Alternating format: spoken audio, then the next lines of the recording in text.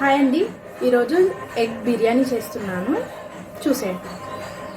ముందుగా మనము ఉల్లిపాయలు, టమాటాలు, మిర్చిలు నూనెలో కొంచెం వేయించుకొని పక్కన పెట్టేసుకోవాలి. మిక్సీ పట్టుకొని బిర్యానీ ఆకు, వెల్లుల్లి పేస్ట్, ఒక అరచెక్క నిమ్మకాయ, 4 మిరియాలు, 2 లవంగం పుల్లలు, కల్యమాకు, దాల్చిన చెక్క, ఫ్రైడ్ ఆనియన్స్, ఇది ముందుగా చేసుకున్న పేస్ట్, ఉల్లిపాయ పేస్ట్,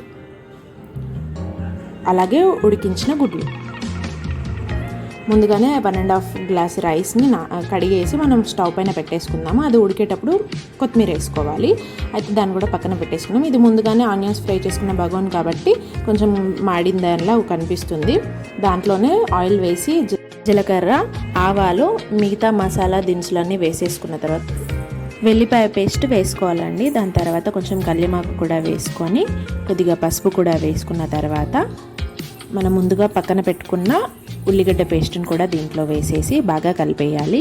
అది కలిపేలోపు మనం ఇటు సైడు అన్నం ఉడికిందో లేదో చూసుకోవాలి.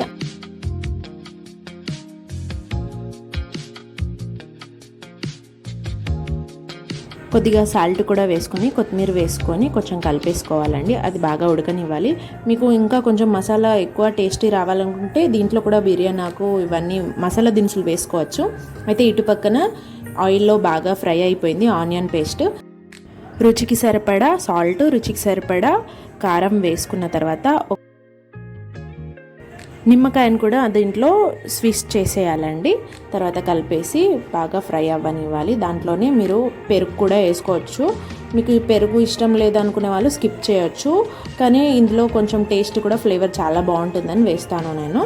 పెరుగు మీకు ఒక 1/2 కప్పు వేసుకోవచ్చు, లేదంటే ఒక 4 స్పూన్స్ వేసుకున్నా సరిపోతుందండి. దాని తర్వాత ధనియాల పొడి, కొంచెం కొబ్బరి పొడి వేసి చికెన్ మసాలా కానీ ఫిష్ మసాలా కానీ ఏదైనా ఉంటే చికెన్ మసాలా వేసేసి కలిపేయాలి. దాని తర్వాత ఎగ్స్ కూడా దీంట్లో వేసి కట్ చేసుకోవాలండి. మిడిల్లో ఒక ఘాట్ పెట్టేసి ఎగ్స్ అన్నీ ఇందులో ఫ్రై అయ్యేలా బాగా కలుపుకోవాలి.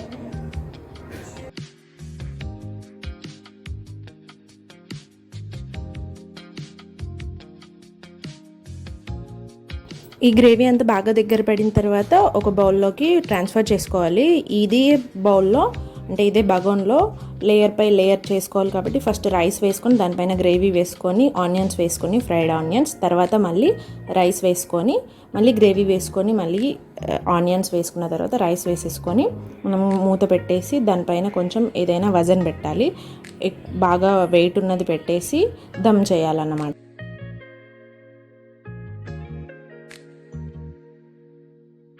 నా దగ్గర రోల్ ఉంది, ఆ రోల్ పెట్టేసాను వజన్కి. ఒక 5 మినిట్స్ హై ఫ్లేమ్లో, ఒక 5 మినిట్స్ కింద తవా పెట్టేసి దానిపైన ఈ బగోన్ పెట్టేసి ఒక 5 మినిట్స్ లో ఫ్లేమ్లో గరం కానివ్వాలి.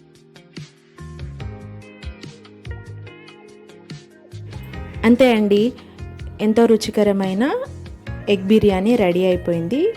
మీరు కూడా ట్రై చేసి ఇంట్లో ఎలా ఉందో కామెంట్ చేయండి. Thanks for watching.